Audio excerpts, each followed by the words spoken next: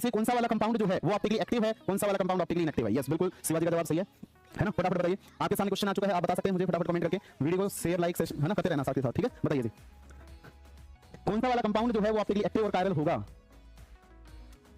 अपना जवाब comment box में जरूर लिखें।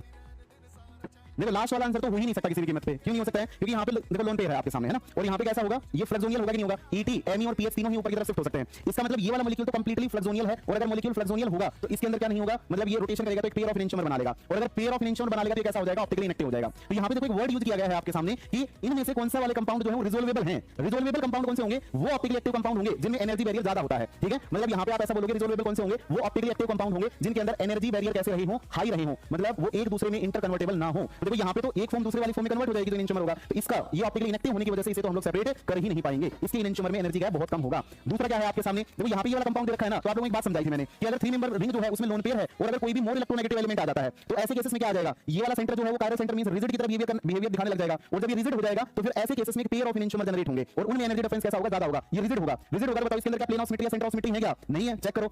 एक लोन पेयर है, एक सीएल है, इधर वाले कार्बन के ऊपर 2 मेथल लगे हुए और इधर वाले कार्बन पे 2 हाइड्रोजन है। इसका मतलब रिजिड होने के साथ में ना तो प्लेन ऑफ सिमेट्री होगी ना सेंटर ऑफ सिमेट्री होगी, कंपाउंड ऑप्टिकली एक्टिव हो जाएगा, तो हम लोग क्या बोल देंगे, इसे रिजोल्व कर सकते हैं, ये रिजोल्वेबल होगा। अगर वो इंटर कन्वर्टेबल होंगे ना मींस फ्लेक्सोनियल होंगे तब वो सेपरेट नहीं होंगे, रिजिड होगा तो ही सेपरेट होगा। आई बात समझ में? ऐसे देखो यहाँ पे भी क्या है, नाइट्रोजन है, नाइट्रोजन के पास में लोन पेयर है, एक आपका ओएमई लगा हुआ है, एक आपका ओईटी लगा हुआ है, एक आपका सीएमई2 और इसके ऊपर सीओओईटी लगा हुआ है। एक्चुअली में यहाँ पे होगा क्या, इस नाइट्रोजन के ऊपर जो सब्सटेंट लगे हुए हैं ना आपके वो मोर इलेक्ट्रोनेगेटिव लगे हुए हैं, और जब भी सब्सटेंट कैसे होंगे, मोर इलेक्ट्रोनेगेटिव होंगे, तो ऐसे केसेस में लोन पेयर जो है ना वो फ्लेक्सोनियल नहीं बचता है। जैसे यहाँ पे 3 मेंबर रिंग में लोन पेयर फ्लेक्सोनियल नहीं था ना, वैसे यहाँ पे भी फ्लेक्सोनियल नहीं होगा। क्यों फ्लेक्सोनियल नहीं होगा, इसका रीजन देखिएगा। क्या इस वाले सेंटर का हाइब्रिडाइजेशन जो है वो sp3 दिखाई दे रहा है क्या? बिल्कुल सही है, एक लोन पेयर 3 सिग्मा बॉन्ड है, तो ऐसे केस में जो नाइट्रोजन है इसके 2p ने मिक्स किया होगा 2s के साथ में, और sp3 हाइब्रिड 4 लोग बनाई होंगी। जो 4 sp3 हाइब्रिड लोग बनी होंगी उनमें से 3 के साथ में तो सिग्मा बॉन्ड का फॉर्मेशन हो चुका है, और एक आपके पास में sp3 एज इट इज बचेगा। इस sp3 के अंदर आपका क्या कौन प्रेजेंट है? Lone pair. अब देखो यहां से अगर लोन पेयर यहां पे चला जाता है तो ऐसे केस में होगा क्या, नाइट्रोजन जो था ना वो प्योर, नाइट्रोजन का sp3 जो था वो प्योर ऑर्बिटल में कन्वर्ट हो जाएगा, और एक बार अगर प्योर ऑर्बिटल में कन्वर्ट हो गया ना, इस पूरे ग्रुप को मान लेना, अगर वो प्लेनर फॉर्म में कन्वर्ट हो गया ना तो फिर वहां से दोनों तरफ जा सकता है, ये नीचे की तरफ भी रिपल्शन कर सकता है और ऊपर की तरफ भी रिपल्शन कर सकता है। तो ऐसे केसेस में क्या होने लग जाएगा, वो आपका फ्लेक्सोनियल बन जाएगा।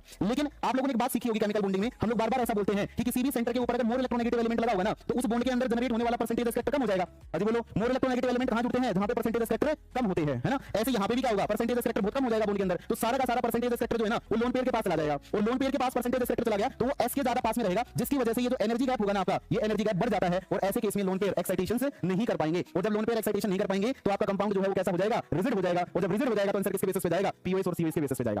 अजी बोलिए, तो ना तो इसके अंदर प्लेन ऑफ सिमेट्री है ना इसके अंदर सेंटर ऑफ सिमेट्री है, तो कंपाउंड कैसा हो गया, ऑप्टिकली एक्टिव, और अगर एक्टिव हो गया तो कैसा हो जाएगा, रिजोल्वेबल। तो कौन सा वाला ऑप्शन सही है? फर्स्ट के साथ में सेकंड सी जवाब बिल्कुल सही।